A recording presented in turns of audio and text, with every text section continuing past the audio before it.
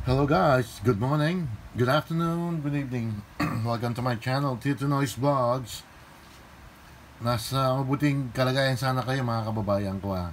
Mga kababayan ko, sasabihin ko na sa inyo ha. Medyo talagang bumababa na yung pero huwag masyadong kampante ha. Yun ang kasi billing ko sa inyo mga kababayan ko.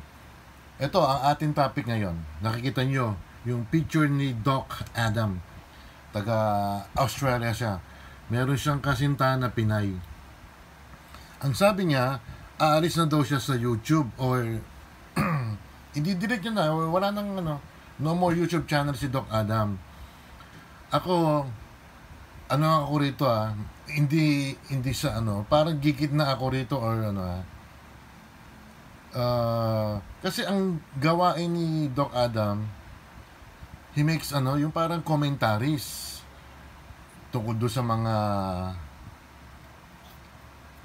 excuse me, sa mga yung mga ibang mga vloggers na nagbebenta ng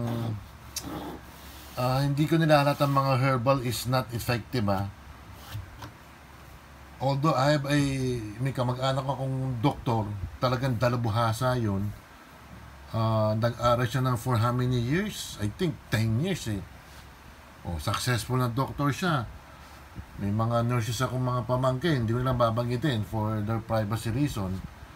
Kasi ito si Doc Adam, ang pinupunan lang niya yung mga maling gawain. Yung issue lang ba, hindi naman siya naman personal, di ba? So ang sinasabi naman ng mga ibang nagbabasa sa kanya, kinukuha yung video. Correct me if I'm wrong mga kababayan ko. Ang alam ko, pag magko-comment ka or commentaries ang ang content mo, I think ang kukunin mo yung video with or without permission, pwede. I-correct nyo lang po ako kasi hindi man ako sikat na vlogger or maraming magagandang content. Ayan, dinemanda na siya ng mga kapwa natin Pilipino. So, karapatan din yan kasi a certain Dr. Farah na dinimanda siya kaysa sinisiraan daw siya di umano, and then kinukuha ang mga video. At saka meron pa isa yung dating broadcaster to, si Edinel Calvario ba yun, yung Healing Galing. Ito may kamag-anak ako na gustong magpatingin. Hindi ko rin babanggitin kasi for private reason kay Healing Galing Alam mo, makipag-appointment ka, it will take years. Sa doktor na lang kayo, di ba? Hindi ko dinidiscourage kayo na magpatingin sa mga herbalist. Hindi kayo dinidiscourage. Choice nyo yan Kung saan kayo komportable, doon kayo. Ako, pipiliin ko, medical. Di ba? Hindi sa doktor yung isang kamag-anak ko Kasi ang siyensya ngayon, medyo maganda na. Sasabihin nyo, bakit yung yung circumcision, tuli yun hindi naman siguro masamang word yun bakit bayabas ang ginagamit? Ako, ginamit ko rin noon yun, yung tinuli ako noon. Pero, gumagamit din ako ng agua oxinada. Pangpalinis yun ng sugat. Mild lang yun May anak ako na lahat na sila, circumcised na. Hindi sila gumamit ng bayabas, ng nilagan ng daon ng bayabas. Iba ang ginamit nilang gamot.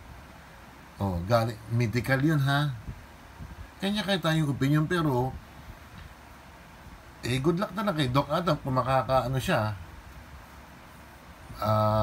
Baka naman na-mercenary siya or what, di ba? Pero hindi rin Ang sabi niya sa video niya, ang ina-atake niya is yung issue. Hindi niya ina-atake yung tao. Bakit nakikita ko naman doon sa mga video niya Pero siguro napuno na to si Doc Adam na ititigil niya muna yung yung pagbablog at saka talagang tinuluyan siya ni Doc Farah na dinimanda Hindi ko na alam kung ano yung case maybe allegedly libel or I don't know. Good luck na lang kay Sir Adam at salamat din at least natuto rin yung ibang mga Pilipino sa iyo, sa inyo. Although tinitira ka rin ng mga Pilipino, ang sinasabi, bakit ka nakikialam dito sa bansa namin? 'Di ba? For me, opinion mo yan. That is your opinion, Doc Adam. Yeah, it's okay for me. Pero kung talagang napatunayan na nag-cross line ka, o korte na lang magsasabi sa iyo, 'di ba? So, good luck na lang, Doc Adam, and thank you dun sa mga ibang video mo na nakakatuwa. Sumaya rin ako sa mga ibang video mo. Sana bumalik ka rin sa YouTube, pero iba na. Maybe you can go here in our country as a tourist. Puntahan mo yung mga ibang lugar ng Pilipinas. Pag okay na tayo, pag talagang normal na tayo. I know you're a doctor, syempre.